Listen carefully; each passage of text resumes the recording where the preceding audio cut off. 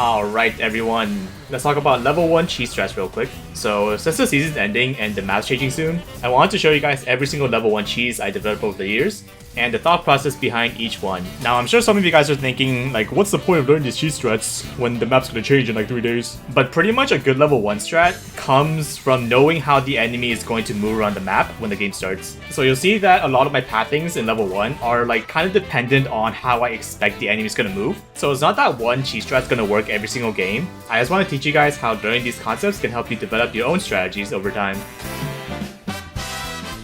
When the game starts, there's 3 things your team can do. You can either choose to 1. Defend your side of the map, 2. Invade the enemy side, or 3. AFK. Don't do this, don't AFK, what are you doing? If neither team decides to invade and there are no AFKs, the most standard setup will look something like this, where each player maintains vision on an entry point in the jungle to get information on invades. Obviously every game is going to be different, but for the most part this is going to be pretty standard setup. The reason why most players stand on these spots is because it gives them enough time to react to the fact that they might get invaded. It gives you enough time to back out if anything bad happens. But because players think that these spots are safe, there are vulnerabilities you can exploit, which brings us to the first cheese strat. If you look on the blue side of the map at level 1, you can see that there is a very small area where they don't actually get vision. So one day, I was like, you know, it'd be kind of hilarious if I just flashed over the wall to bypass their vision. And then what do you know? It actually worked. And then I just kept kind of spamming the same strategy for a while. All you have to do is just come to this wall when you're on red side, then you flash over into just outside the vision range, you walk in the bush, and if you have some kind of CC, then you can just use it while your team's walking up. Or if you're not really sure, then you can actually just go all the way around and try to flank them from behind. So no matter which one you do, you're gonna surprise your enemy by the fact that, like, wait a second, how did this guy get here when we have everything covered? Just keep in mind these 2 things before going for this.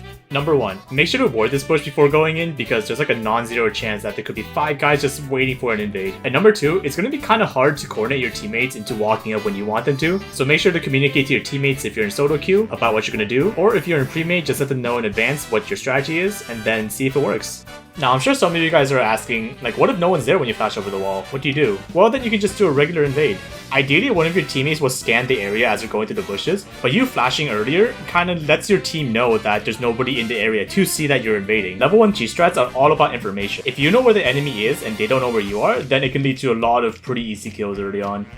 You can actually do a similar strategy on the blue side. You basically try to stay just outside the vision of the enemy player that usually stands in the river, and then you can either decide to flash over the wall by yourself and flank them from behind. Ideally, you'll have some kind of CC, like don't do this if you're playing Yumi or whatever, right?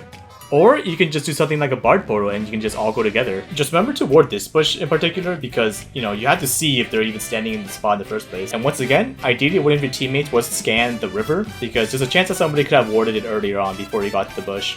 So yeah, just in case. But now let's talk about some anti-invade strats that can lead to early kills and even maybe a buff.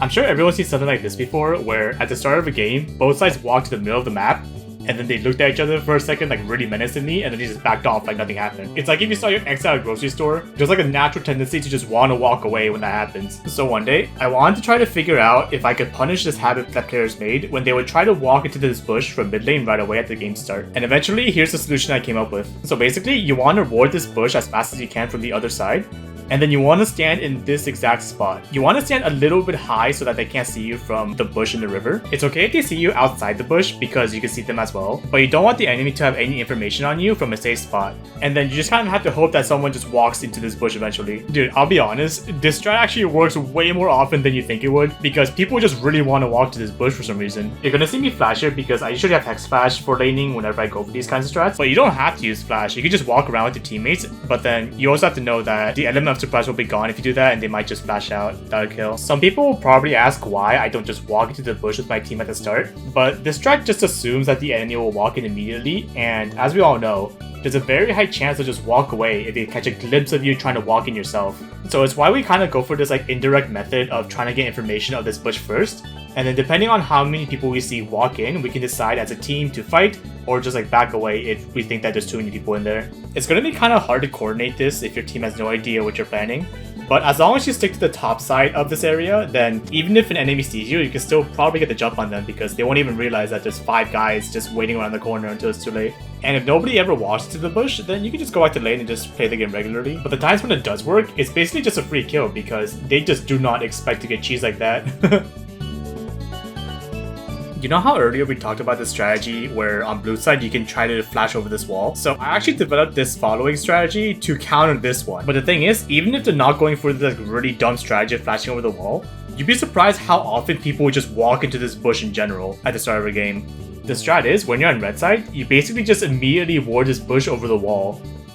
That's it. This is so simple, but it's actually insane how many early kills I get from just a small thing. You just want to make sure that the moment you see people walking up, you have to spam ping your teammates to come help you. Like, you have to just spam them really hard because they will not listen to you otherwise. You're gonna see me walking really far around them before I go in for a CC in these clips, since being in front of them will help you hit your skill shot way easier. But you also want to make sure that you time your entry with when your teammates get seen by the enemy for a higher chance of success, because you obviously don't want to engage when your teammates aren't even in position. And since your enemies see you and your teammates approaching on both sides at the exact same time, it might overload them with too much information that they won't even be able to decide where to go until it's too late. The way to counter this on blue side is obviously just to scan the bush, but like I said, you'd be very surprised how often this nets you free kills, since people just like forgo or they can die. And before that one guy in the comments say that these strats will only work in low elos, I checked the replays of countless high elo players, and I can confirm that even these guys do the exact same thing as you do. And from my general experience as well, people make mistakes more often than you think.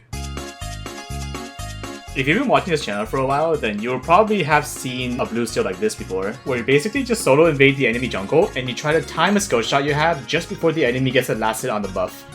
The moment the game starts, you basically want to make a beeline for the enemy blue buff. Your goal is to get to this bush and then ward over the wall so that you can see if the enemy is starting blue and then go for the steal. If you see an enemy at any point along the path, then just abort the mission and then fall back, because you can't really go for the ward if there's an enemy guarding the entrance. But if you don't see anybody along the way, then you can just do the regular plan and ward over the wall. As long as you have vision of roughly the gromp and the blue area, then it's a good ward, so don't worry about being like really specific on where to get the place. You just want to make sure that you recall the moment you put the ward down so that you can get ready for step 2. Step 2. I usually swap my trinket to scanner and then I sprint to this bush. Then at exactly 125 on the game timer, I lead to go steal the blue buff. And the reason why it's 125 is because there might be a chance that they could have warded the bush in the river. So this kind of accounts for the fact that if somebody came to back the jungler up because they saw that you were entering, then you can actually just escape and they would actually lose minions and EXP. So even if someone comes to back them up, then you can actually get something out of it even if you get flanked. But once again, if you see an enemy along the way, just abort the mission because it's too risky if they know you're coming. Step 3. Stealing the blue buff. You just want to time your skill shot in between the enemy's damage, whether that's their skills or their auto attacks, and if they use smite or have some kind of big burst, like for example a Nunu Consume or an Echo 30 passive that out damages your skill shot, then don't worry about it if you fail to steal. If you didn't manage to ward the blue buff at the game start, you can actually just ward the bush now if you still decide to go for a steal. Just make sure the enemy doesn't see it since they'll obviously use smite to confirm it. If you manage to steal the blue buff, you can actually try to steal the gromp or even kill them as well, since they'll still be level 1 and might even be low HP from doing the camps. Just know that this strategy is kind of selfish since you can't leash your jungler destroying red, and you also lose level 1 prio bot. But sometimes you can just win the game immediately since the enemy jungler will be behind in camps the rest of the game. On Bard, I actually wait to level my ability until right before the steal, since I might have to use Pour to escape if I get seen on a ward or something. And finally, obviously, this won't work if the enemy starting red side, since you can't really steal a buff if they're not doing damage to it. But getting early information on where the enemy jungler started could actually help your team out in the long run. So even if they're not starting blue side, just you having that knowledge could help out later in the game. It's also really funny to just see the support 1v1 the jungler before they even get a single camp.